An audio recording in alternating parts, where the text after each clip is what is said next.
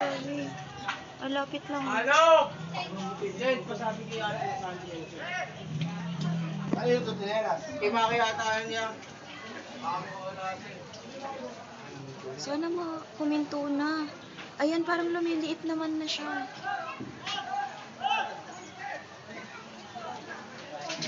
Malalaman. Salamat mo, salamat. Okay, sige mo ka. Kung tanong hinahang, sino mo kaabot? Hindi, baka may media. Okay man, sige mo, salamat. Kaya sabi mo kayo mga baldiset, ibabali ito, mahuli pa.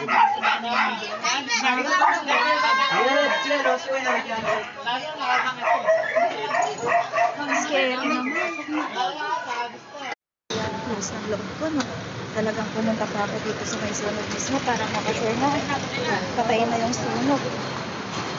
Yung dami. Ah, mayroon pa. Mayroon pang sunog.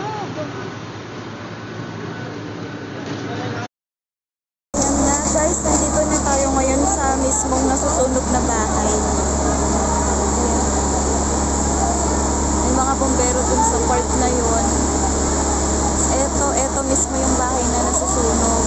Pero na-contain naman na nila yung sunog kasi meron pa sa loob. Pinatay nila yung electric, yung kuryente.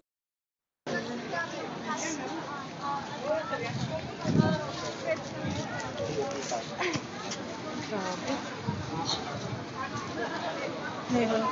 May Bagalan yan. wawa naman yung mga bombero.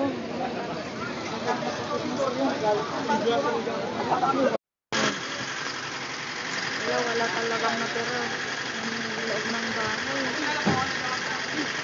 Two stories yung bahay. Wala talaga eh. Pagsunog talaga. Talagang natitira sila.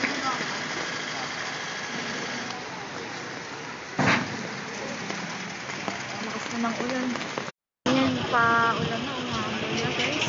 Naku, may apoy pa dun. May umaapoy-apoy pa dun sa part na yun. Ayun, umaapoy-apoy pa yun.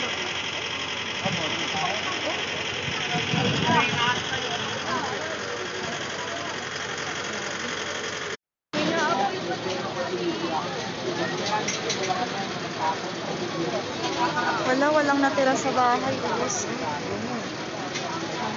Lahat yung mula sa taas hanggang sa baba, sunog, walang talaga natira.